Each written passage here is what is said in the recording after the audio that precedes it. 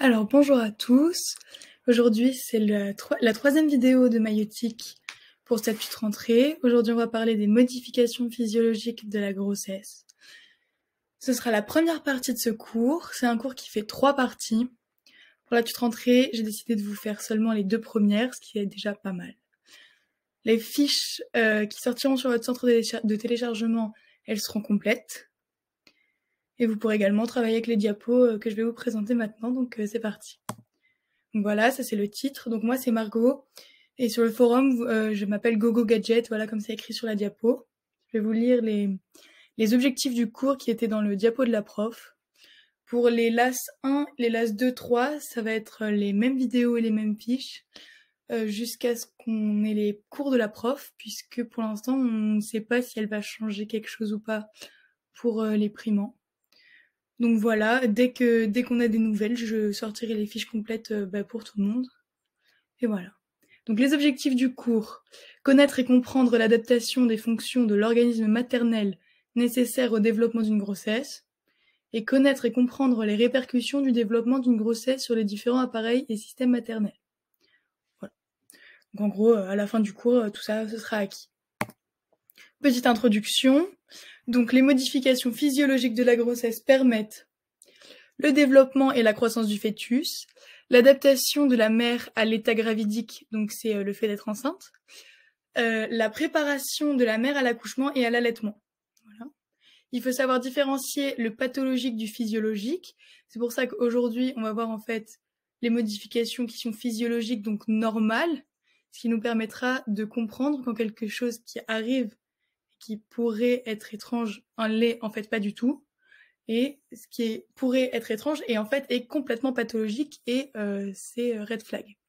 On va devoir évaluer les possibles répercussions sur la mère et le fœtus en cas de facteur de risque. Voilà, donc chaque grossesse est unique.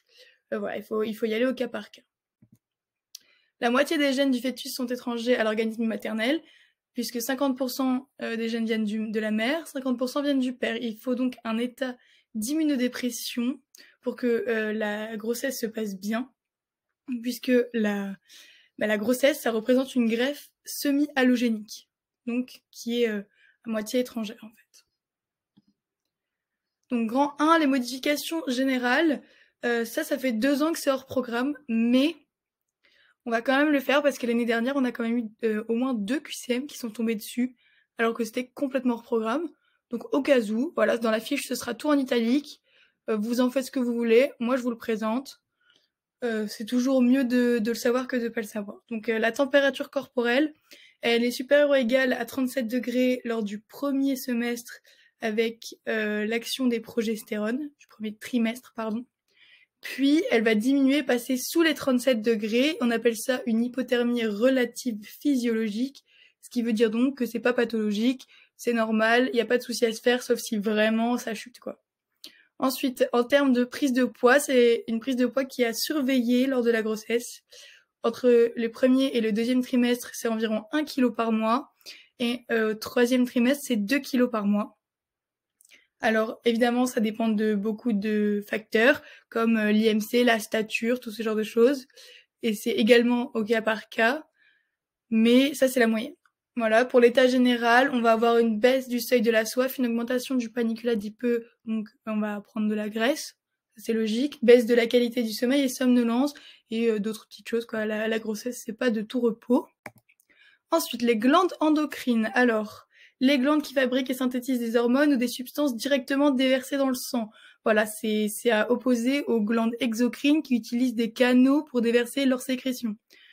Donc là, on va parler de plusieurs glandes endocrines. Tout d'abord, l'hypophyse, qui est dans une cavité osseuse, la fosse hypophysaire, qui se trouve dans l'os sphénoïde protégé par la selle turcique. Donc tout ça, vous pouvez voir dans vos cours d'anatomie, c'est dans le crâne. Elle contrôle la fonction d'autres glandes endocrines. Voilà, donc c'est une glande quand même qui est assez importante et qui est divisée en 2 parties. L'anté-hypophyse qui est donc devant, la post-hypophyse, post qui est derrière. Là, je vous ai fait une sorte de tableau avec les différentes hormones qui sont sécrétées. Donc par l'anté-hypophyse puis la post-hypophyse. Dans la fiche, vous aurez mis un code couleur normalement pour savoir bien qui vient d'où et ne pas confondre parce que ça, on piège souvent. Donc l'anté-hypophyse, je vous lis la liste. GH, prolactine, FSH, LH, TSH, ACTH. Et la post-hypophyse, c'est facile parce que du coup, il n'y en a que 2, l'ocytocine et la vasopressine. Voilà. Donc, les modifications anatomiques de l'hypophyse, il va y avoir une grosse modification du poids puisque le poids de l'hypophyse double en passant de 0,4 g à 0,8 g. Et pour les modifications fonctionnelles, on a donc la TSH plasmatique, donc dans le plasma, qui diminue lors du pic d'HCG que vous avez normalement vu dans vos cours d'embryo et peut-être dans les cours d'avant aussi de maïeutique. Donc le pic d'HCG sur la courbe. Alors la courbe, le petit tableau là, il est pas très beau, mais ça vient du diapo de la prof de l'année dernière. Donc voilà, peut-être qu'il sera un peu plus beau cette année. Donc on voit le pic d'HCG en vert sur la courbe. Donc au pic, on voit bien qu'en rouge, c'est la TSH. Et elle est au plus bas au moment du pic. Et ensuite, elle revient à la normale, alors que l'HCG, ensuite, elle reste assez basse. Voilà. Ensuite, la prolactine, c'est une hormone peptidique. Donc ça, vous avez vu les différentes hormones peptidiques ou stéroïdiennes, je crois, dans les cours d'avant. Donc elle est sécrétée par les cellules lactotropes de l'antéhypophyse. Donc ça, on a vu déjà qui faisait quoi, l'antéhypophyse, la posthypophyse. Elle intervient dans la lactation, la reproduction, la croissance, l'immunité, le comportement. Elle intervient dans beaucoup de choses. La prolactine sérique, donc dans le sang, augmente progressivement pour être 5 à 10 fois plus élevée en fin de grossesse que la LH et la FSH. Donc là, on peut voir sur les courbes, l'HCG qui pique au tout début. Et ensuite, on a les différentes courbes avec la prolactine qui est en orange avec le trait en hauteur. Voilà, le gros trait orange pour vous montrer où est la prolactine et où est le pic de prolactine quand elle va être 5 à 10 fois plus élevée que la fameuse LH et FSH. L'ocytocine augmente au cours de la grossesse pour atteindre 165 microgrammes par millilitre, rôle de régulation dans le déclenchement et l'avancée du travail, donc hyper important aussi. La thyroïde, du coup, une autre glande endocrine, elle est située à la face antérieure du cou, donc en gros par là. Modification. Alors, on va avoir une augmentation de la filtration glomérulaire et de l'excrétion rénale d'iode. Donc une perte d'iode au niveau du complexe fœto-placentaire en fin de grossesse. Alors, il y a des possibilités de carence en iode et une hypertrophie de la glande qui va résulter en une sorte de gloître, donc un peu gonflé. Une augmentation de la TBG. Alors la TBG, c'est l'hormone qui va transporter les hormones thyroïdiennes. Du coup, elle va se mettre avec les sécrétions que je vous ai mis juste là, qui sont le T3, T4 et la calcitonin. Donc surtout T3 et T4 dans notre cas. Si elle augmente, et du coup, elle va lier plus de T3 et de T4. Et du coup, il y en aura beaucoup plus dans le sang. Voilà, puisqu'il y a plus de protéines qui les transportent, il y en a plus aussi au total. Voilà. Les conséquences cliniques de tout ça, donc un léger gloître, c'est ce que je vous ai dit, se retrouve chez 50% des femmes. Il est conseillé de privilégier des aliments riches en iode puisque on peut avoir une carence. Donc les éléments riches en iode, je vous les ai mis au petit dessin, le lait, le poisson, les œufs, ce genre d'aliments, ou des sels aussi qui sont rajoutés riches en iode.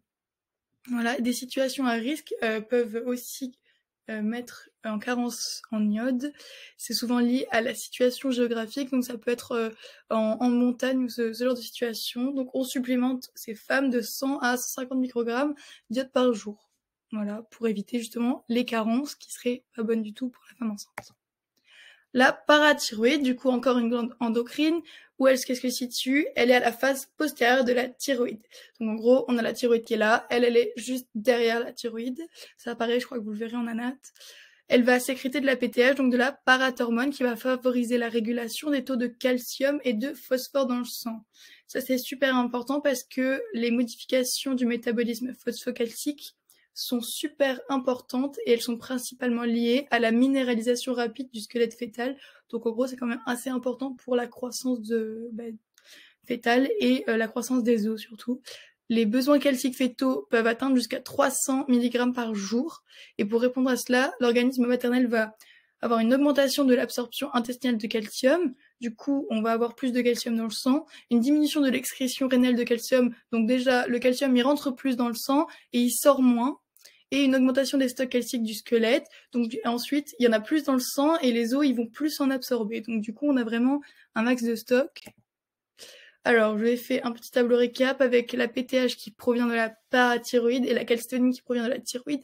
Donc la PTH, c'est une hormone hyper calcémiante, contrairement à la calcitonine, qui est une hormone hypocalcémiante. Donc la PTH, elle permet la libération du calcium dans le sang. Elle est antagoniste de la calcitonine sur le métabolisme calcique. Donc en gros, c'est un peu les ennemis jurés, quoi. Ils font l'inverse, antagonistes. Bon, je pense que vous avez vu ça en pharmacologie. Mais voilà, c'est un peu les ennemis. Donc la calcitonine, elle va permettre de réduire la calcémie, donc le taux sanguin de calcium, et permet d'augmenter le stockage de calcium dans les os. Donc en gros, la PTH, elle va mettre le calcium dans le sang, et la calcitonine, elle va l'enlever du sang. Voilà. Et ça a une action aussi hypophosphorémiante. Encore des glandes endocrines, donc les glandes surrénales. Sur le petit schéma, je vous ai montré où elles sont au pôle supérieur de chaque rein. Leur sécrétion, je vous ai fait pareil un petit tableau, voilà, c'est assez tranquille, donc elles vont sécréter les corticosurrénales. Ah oui, donc c'est divisé en deux tissus. On va avoir la corticosurrénale et la médulosurrénale. Donc la corticosurrénale, elle va sécréter des minéralocorticoïdes, des glucocorticoïdes et des hormones sexuelles, et les médulosurrénales, elles vont seulement sécréter des catécholamines. Donc les modifications, puisque c'est de ça que traite le cours, les catécholamines, elles vont être peu modifiées lors de la grossesse, sauf l'adrénaline et la noradrénaline qui diminuent. Donc l'adrénaline et la noradrénaline, elles font partie de toutes les catécholamines, mais c'est seulement 2 parmi tant d'autres et elles diminuent. Le cortisol plasmatique qui fait partie des glucocorticoïdes va doubler, l'aldostérone qui fait partie des minéralocorticoïdes va augmenter et la testostérone qui est une hormone sexuelle va également augmenter. Je vous ferai sûrement une fiche récap avec qui augmente, qui diminue. Si ça peut vous aider, vous me direz sur le forum. Parce que je pense que quand on a compris le cours, après il suffit juste de retenir qui fait quoi et aussi quand il y a des pourcentages comme on va voir, qui augmente à quel pourcentage. Et voilà, dites-moi si vous avez besoin d'une fiche récap, je vous la fais volontiers. Alors ensuite, les modifications métaboliques, donc le métabolisme basal, qu'est-ce que c'est? Le métabolisme de base, les besoins. Et donc du coup, c'est les besoins énergétiques incompressibles de l'organisme. Pendant la grossesse, ça va augmenter de 15 à 30%, donc c'est quand même beaucoup.